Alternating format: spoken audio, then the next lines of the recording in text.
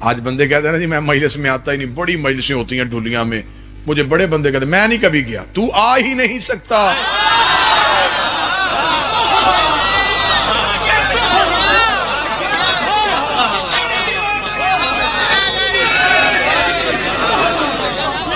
کیونکہ وہ یہاں بھی آتے ہیں، اور جب وہ آ جاتے ہیں پھر رجس آ ہی نہیں سکتا۔ مجلسوں میں صرف ہم تو نہیں آتے، مالک بھی آتے، لہذا جب وہ آ جائیں، جہاں بھی وہ آئیں وہاں رجس نہیں آئے۔ تو یہاں صرف قناتیں نہیں لگی ہوتی،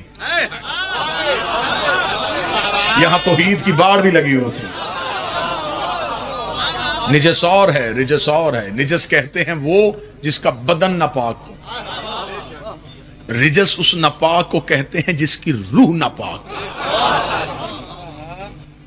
بدن پاک ہو جاتا ہے،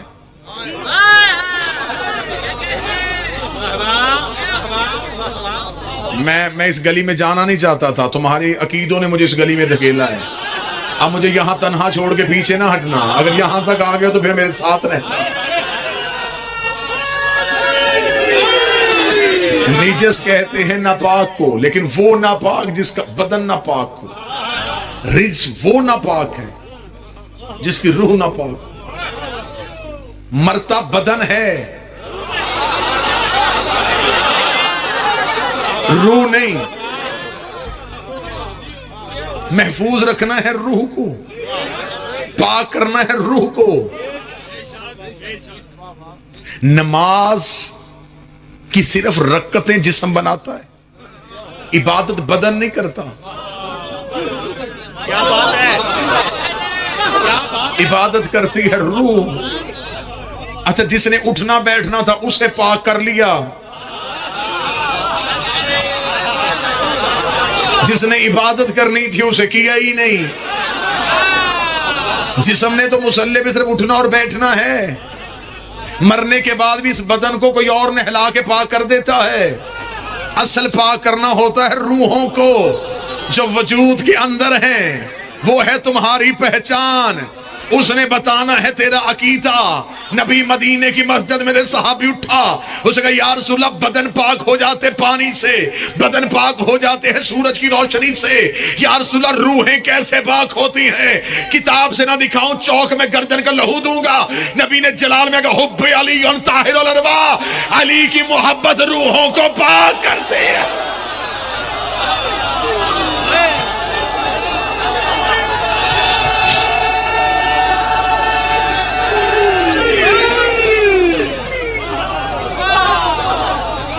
سیدہ عزت، شہزادی عزت، بسم اللہ۔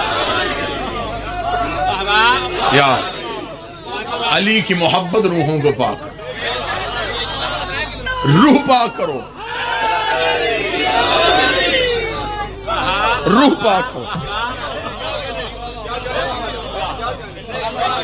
جسے بعد میں بھی لوگ پاک کر لیتے۔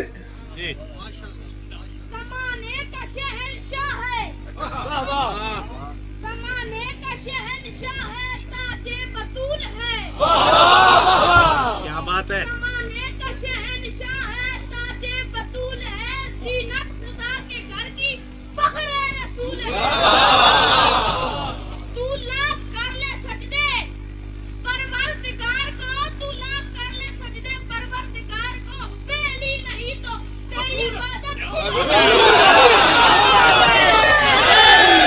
جیو اللہ ماں باپ کو سلامت نصیب ہو، ماں باپ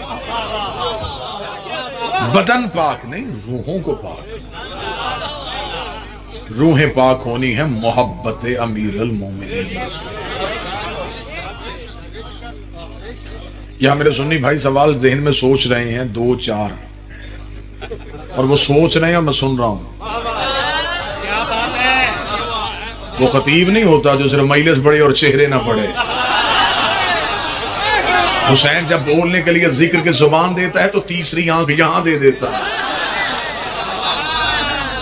انہوں نے سوچا ہے کہ رسول کی محبت کیوں نہیں روحوں کو پاک؟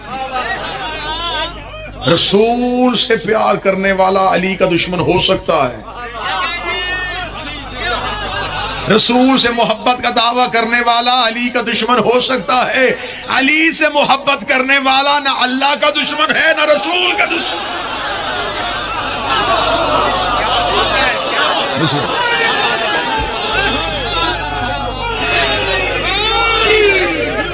اس لیے ہم علی ولی اللہ پڑھتے ہیں کہ ہمارے عقیدہ توحید پہ بھی سوال نہ ہو، ہمارے عقیدہ رسالت پہ بھی سوال نہ ہو۔ بندہ کسی سے پوچھے جناب آپ کی تعلیم کیا ہے، وہ کہے میں نے ایم اے کیا ہے، سرکار میٹرک بھی کیا ہے؟ میٹرک کیا ہے تو وہ ایم اے تک پہنچا ہے۔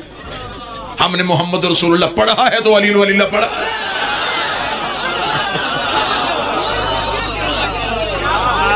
لہذا جتنے میرے اہل سنت بھائی تشریف فرمائے، سانسوں کا یقین نہیں، لمحوں کا اعتبار نہیں۔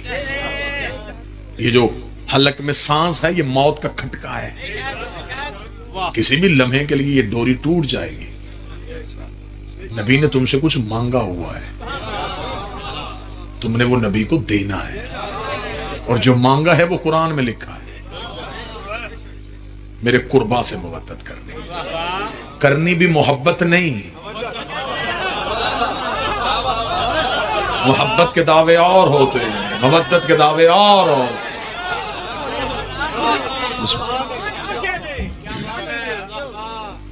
اور ہمیشہ مودت محبت کو پیچھے چھوڑ دیتا ہے۔ حضرت یعقوب کے بیٹے باقی بھی تھے، ان سے محبت تھی، یوسف سے مودت تھی،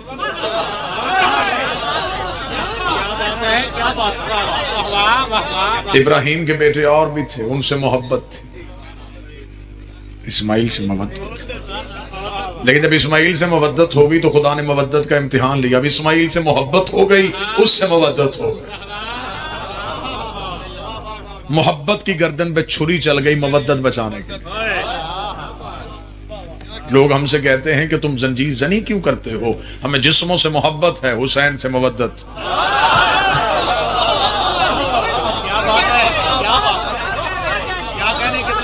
لوگ کہتے ہیں تمہیں خوشیاں اچھی کیوں نہیں لگتی؟ ہمیں رشتوں سے محبت ہے، حسین سے مودت۔ مودت اسے کہتے ہیں جو ہر محبت پہ غالب ہے۔ کوئی اپنے زخم کی وجہ سے رو رہا ہو اور کوئی اس کے کان میں آ کے کہے کہ تیرا بیٹا بھی زخمی ہو گیا، اسے اپنا بھولے گا، کیونکہ وہ مودت اس محبت پہ غالب آ گئی۔ رسول نے کہا میری قربا سے ایسے مودت کرو تمہاری ہر محبت پہ غالب رہے۔ مچھلی کو پانی سے محبت نہیں، وہ پانی کے بغیر رہ ہی نہیں سکتی، وہ مر جاتی ہے پانی کے بغیر۔ ہمیں حسین سے مودت ہے۔ میرے اہل سنت میرے بھائی تشریف فرمائے ہیں، ہمارا قصور صرف یہ ہے کہ ہم نبی کی اولاد سے مودت کرتے ہیں۔ لوگوں کا دعویٰ ہے محبت کا، ہمارا دعویٰ ہے مودت کا۔ 10 محرم کو مسلمانوں کے بچے کرکٹ میچ کھیل رہے ہوتے ہیں، میری قوم کے بچے سڑکوں پہ زنجیر زنی کر رہے ہیں، وجہ صرف اس لیے انہیں محبت ہے، انہیں محبت ہے۔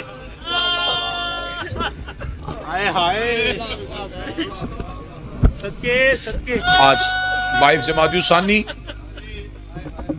آج کا دن منسوب ہے امام حسن علیہ السلام کے دسترخوان سے۔ ایک وظیفہ مجلس کے حوالے سے ضرور دوں گا۔ آج کے دن اپنی توفیق اور استطاعت کے مطابق اپنے گھر میں ایک مومن کو بلاؤ، 2 کو بلاؤ، 4 کو بلاؤ، کسی کو نہ بلا سکو اپنے گھر کے بچوں کو بٹھا کے اپنے گھر کے دسترخوان کو نسبت دو امام حسن کے دسترخوان سے۔ مالک فرماتے ہیں پھر 22 جمادی الثانی کو اس دسترخوان پہ مانگی ہوئی ہر دعا آل محمد فوراً قبول کر لیتے ہیں۔ یہ دن مخصوص ہیں آل محمد کے، لہذا ان دنوں کو، ان لمحوں کو ضائع نہیں کرنا چاہیے۔ ہمیں منتوں سے مانگی ہوئی بیٹی سے محبت ہوتی ہے۔ وہ بیٹی بازار جائے، باپ سے پوچھے بابا میں نے بازار جانا ہے، باپ 7 سوال کرتا ہے کیوں جانا ہے، کس کے ساتھ جانا ہے، کس لیے جانا ہے، کتنی دیر تک جانا ہے، اگر کوئی ضروری ہے تو میں چیز لے آتا ہوں۔ ہر ممکن غیرت مند باپ اور بھائی کی خواہش ہوتی ہے کہ بہن اور بیٹی بغیر کسی ضرورت کے گھر سے باہر نہ نکلے. وہ بیٹی ایک بار آ کے کہتی بابا آج مجلس ہے. باپ کبھی نہیں روکتا، اس لیے کہ اسے بیٹی سے محبت ہے، حسین سے محبت ہے. اکبر کے سینے سے برچی کھینچی حسین نے، رو کے برچی نکال کے منہ آسمان کی طرف کر کے میرے اللہ اکبر کا ایک بال بھی توڑ کے نہ دیتا، لیکن اکبر سے محبت ہے، توحید سے مودت. علی کی بیٹی کی چادر چھن گئی، پردے سے محبت تھی، توحید سے مودت تھی. اس گھر نے اللہ کی مودت کا حق ادا کر دیا ہے. ہم تو وہ امتحان دے ہی نہیں سکتے جو انہوں نے دی. وہ توحید کی مودت انہوں نے ادا کر دی ہے. اب ہمیں صرف ان سے مودت کرنے کا حکم ہے. یہ راضی ہو جائیں، یہ جیسا چاہتے ہیں ویسا ہو جائے.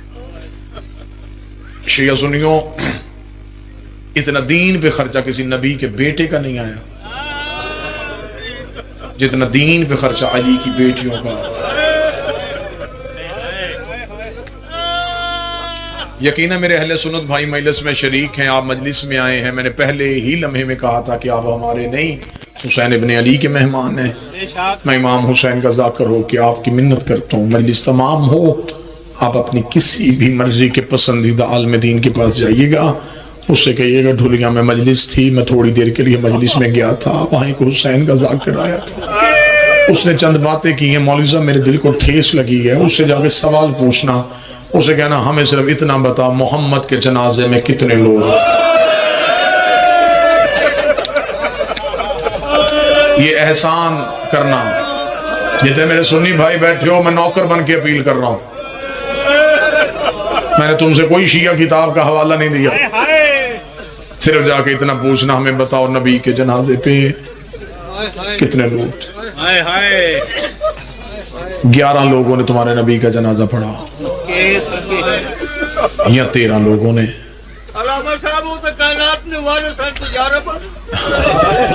اب جب آپ یہ جا کے سوال کریں گے تو فوراً یہ کہے گا کہ شیعوں کی مجلسوں میں جاتے ہو اس لیے ایسے الجھے ہوئے سوال لے کے آتے ہو. اس وقت اٹھ کے کھڑے ہو جاتے ہو، ذاکر سے کہتے نبیوں کو تو جنازہ ہی نہیں ہوتا. اسے کہنا ٹھیک ہے، مان گیا میں تیری بات، جو بات اس نے کرنی اس کا سوال کا جواب میں ابھی دے دیا. ٹھیک ہے، نبی کا جنازہ نہیں ہوتا. تھوڑے دن بعد اس نبی کے گھر سے ایک دوسرا جنازہ اٹھا، وہ نبی کے بیٹے کا نہیں، نبی کی بیٹی کا تھا. مولوی کو کہ سر پہ قرآن رکھ کے بتائے بطول کے جنازے میں کتنے لوگ تھے.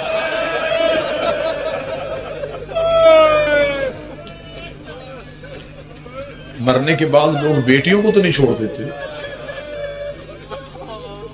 جو جواب وہ دے گا میں فوراً وہ بھی جواب دے دیتا ہوں. وہ کہے گا وہ پاک بی بی کا جنازہ تھا، علی نے کسی کو بتایا نہیں تھا، آدھی رات کو اٹھا دیا، حالات ایسے تھے، علی نے دفنا دیا، علی نے کسی کو خبر نہیں ہونے دی. اسے کہا چل یہ بھی بات مان لیتے ہیں. اور سر پہ قرآن رکھ کے کتنی دیر ضد کرنی ہے. ہمیں اتنا بتا تھوڑے عرصے بعد اس محمد کے گھر سے تیسرا جنازہ اٹھا، وہ محمد کے بیٹے کا تھا. بتا مدینے میں تیر مارنے والے کون تھے؟ مدینے میں کوئی یہودیوں کی بستی تھی، کوئی عیسائیوں کے گھر سے؟ زخمی ہو کے آیا ہے تمہارے نبی کا بیٹے کا جنازہ. 70 تیر لگے ہیں حسن کے جنازے میں. سر پہ مولوی کا قرآن رکھ کے پوچھ وہ تیر مارنے والے کون تھے؟ دشمنیاں زندوں سے ہوتی ہیں، جنازے پہ کیوں مارے گئے؟ مولوی بات کو الجھائے تو اس مولوی کی کلائی پکڑ کے کہنا مولوی ہر بات پہ ضد نہ کر، سر پہ قرآن رکھ کے بتا چوتھا جنازہ بھی تو نے چھوڑ دیا. اب ہمیں بتا ایک محمد کا اور بیٹا تھا، اس کا تو نہ کسی نے اٹھایا.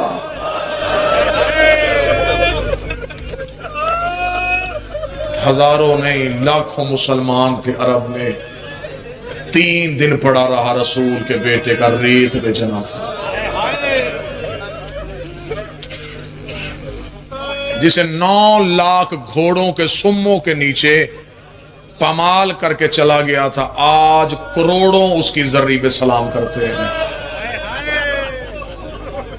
جسے لاوارث سمجھ کے چھوڑا تھا نا، اس کا ہے کوئی نہیں۔ جا آج کربلا میں جا کے دیکھ، کبھی 2.5 کروڑ، کبھی 3 کروڑ لبیک یا حسین کہتے ہوئے حسین کی زرعی پہ، سونے کی زرعی ہے میرے بادشاہ کی، سونے کا تاج ہے حسین کی زرعی پہ پڑا ہوا۔ بے گورو کفن چھوڑ کے چلے گئے، نام نہاد مسلمان، جنگل میں مارا تھا محمد کا بیٹا، کہ کسی کو خبر ہی نہیں ہوگی کہ کس نے مارا، کسے مارا، ہم نے دور جا کے جنگل میں مار دیا محمد کا بیٹا۔ یہ آبادی میں قتل نہیں، انہوں نے ویرانے میں قتل کیا تھا، قتل چھپانا چاہتے تھے۔ لاش کے قریب سے ایک بہن گزری، بدے ہوئے ہاتھوں سے بھائی کی لاش پہ بیٹھی رو کے کہتی یہ چاہتے ہیں تیرا قتل چھپ جائے، میں بہن ہو کے وعدہ کرتی ہوں میں تب تک آؤں گی نہیں جب تک دنیا کو نہ بتاؤں میرا باغی نہیں نواسی۔ ایک روایت کا ٹکڑا سنو، اجازت دے دیں۔ میں مقصود بھائی روایت پڑھنے سے پہلے اس مجمع سے معافی مانگ کے کہوں گا روایت سخت ہے۔ جتنے سیدزادے بیٹھے ہیں بابا جی روایت سخت ہے، ثاقب بھائی روایت سخت ہے، میں نے پہلے بتا دیا روایت سخت ہے۔ اکثر لوگ کہتے ہیں مصائب سخت نہیں پڑھنا چاہیے، میں ممبر سے کہتا ہوں مصائب ہے ہی سخت، مصائب نرم ہوتا تو سجاد لہو روتے۔ یہ بھی مولا کا فرمان ہے، ہماری مصیبت میں بھی پردہ نہ ڈالو، دنیا کو بتاؤ ہم نے دین کیسے بچایا۔ جو کربلا کے زائر بیٹھے ہیں میں زحمت بھی نہیں دوں گا تمہیں ہاتھ اٹھانے کی، جو یقیناً جہاں بیٹھا ہے وہ حسین کا زائر ہے، جو نہیں گیا میری ممبر سے دعا ہے آج 22 جمادی الثانی امام حسن کی عزت کے صدقے مولا اسی سال تمہیں کربلا لے کے جائے۔ جب کربلا جاؤ تو نوکر کا پہلا جملہ ذہن میں رکھنا، وہاں بھی گریہ کرو ماتم کرو تو نوکر کے حق میں دعا کر دینا۔ امام حسین کی زرعی سے باب سدرہ، سدرہ سے باہر نکلو، جو شاہراہ ہے جو سیدھا رستہ ہے دریائے فرات کے کنارے پہ جاتا ہے، دریائے فرات کے کنارے پہ ایک مسجد ہے جسے کہتے ہیں مقام صاحب الزمان۔ اس کے بارے میں 2 روایات ہیں۔ پہلی روایت یہ ہے کہ جب بھی 12واں کربلا میں آتا ہے یہاں آ کے پہلے نماز پڑھتا ہے، پھر یہاں سے سر سے امامہ اتار کے دادے کی قبر کی طرف نوحہ پڑھتا ہوا جاتا ہے۔ پاکستان سے دنیا سے جو بھی زائر جاتے ہیں سالار انہیں کہتے ہیں آئیں تمہیں مقام صاحب الزمان کی زیارت کروائیں۔ مقام صاحب الزمان پہ جا کے مجلس ہوتی ہے، گریہ ہوتا ہے، لوگ پوچھتے ہیں یہاں اور کیا ہوا تھا، وہاں پڑھنے والا ذاکر عالم دین تمہیں بتائے گا۔ اس جگہ کی دوسری خاصیت یہ ہے جب حسین گھوڑے سے گرے تھے تو حسین یہاں گرے تھے، یہ پہلی جگہ ہے جہاں حسین نے سجدہ شکر کیا تھا، لہذا آج تک حسین کا ہر عزادار وہاں آ کے اسی سجدہ شکر کی سنت کو ادا کرتے ہوئے وہاں ایک سجدہ حسین کے نام کا کرتا ہے، پھر وہ حسین کی زرعی کی طرف جاتا ہے، وہاں پہ کھڑے ہوئے کسی عالم دین سے پوچھنا حسین گھوڑے سے گرے کہاں تھے، وہ کہے گا یہاں، سجدہ کہاں کیا تھا، وہ کہے گا یہاں۔ پھر نوکر کی یہ گزارش ہے وہیں پہ کھڑے ہو کے حسین کی زرعی کی طرف دیکھنا، وہ قدموں کا فاصلہ نہیں، وہ اچھا خاصا فاصلہ ہے جو حسین کی زرعی تک ہے۔ میں 2009 میں بابا جی پہلی بار گیا، میں ساتھ ساتھ لکھ رہا تھا، میں نے پوچھا یہاں کیا ہوا تھا، انہوں نے کہا یہاں حسین گھوڑے سے گرے تھے۔ میں نے کہا حسین نے سجدہ کہاں کیا، انہوں نے کہا میں نے کہا میں نے تو مقتل کی کتابوں میں پڑھا حسین سجدے میں تھے جب ملاؤں نے خنجر سے سوا کیا، تو حسین کا سجدہ یہاں ہے، غریب دفن وہاں کیوں ہے؟ زرعی ہے راجہ صاحب ٹیلہ زین بھیا کے سامنے، حسین گرے یہاں پہ ہیں، دفن وہاں پہ کیوں ہے؟ میں وہاں پہ جتنی دیر بیٹھا رہا میں روتا رہا سوچتا رہا، خیر میری پہلی دفعہ تھی، میرے عقل میں بات نہیں آئی کہ یہ روایت ٹھیک نہیں ہے یا وہ روایت ٹھیک نہیں ہے۔ میں روتا روتا مغربین کی نماز کے لیے حسین کے حرم میں آ گیا، نماز پڑھنے کے بعد میں نے حسین کی زرعی پہ ہاتھ ڈالا، میں نے کہا بادشاہ درد کھا گیا ہے، مجھے سمجھ نہیں آ رہی گرے وہاں ہیں دفن یہاں کیسے ہو گئے؟ بادشاہ تیرا تو لاشیں اٹھانے والا کوئی نہیں تھا، تجھے یہاں تک کون لے کے آیا تھا؟ میں حسین کی زرعی سے نکلا، میں روتا ہوا حرم میں پھر رہا تھا، میں نے دیکھا ایک سیاہ لباس میں سیاہ امامے میں ایک شخصیت زیارت پڑ رہی ہے. میں نے ان سے جا کے پوچھا عالم دین ہے؟ انہوں نے کہا ہندوستان سے میرا تعلق ہے. میں نے کہا اردو سمجھتے ہیں تو میں حسین کا ذاکر ہوں، مجھے صرف اتنا بتا حسین گرے وہاں ہے، دفن یہاں کیسے ہو گئے؟ حسین اترے وہاں پہ تھے، یہاں تک لاش کو کون لے کے آیا؟ جو روایت حسین کے حرم پہ عالم دین نے سنائی تم پہ واجب ہے ماتم کرنا. اس عالم دین نے سر سے امامہ اتارا، میری کلائی پہ ہاتھ ڈالا، مجھے حسین کی زری پہ لے کے گئے، حسین کی زری پہ ہاتھ ڈال کے کہنے لگا پھر گواہ رہنا تو نے مجھ سے پوچھا ہے. حسین اترے وہیں پہ تھے. جب حسین گھوڑے سے اتر گیا کمینے نے حسین کی زلفوں پہ ہاتھ ڈالا، یہ حسین کے بدن کو لیتا ہوا اس ٹیلے کے قریب آیا. ایک کالے برقعے والی بی بی رو رو کے کہہ رہی تھی زلفوں سے ہاتھ نکال، میں نے چکیاں پیس کے پالا. اوے اکبر کا مارا، اوے عباس کی لاش اٹھا کے تھکا.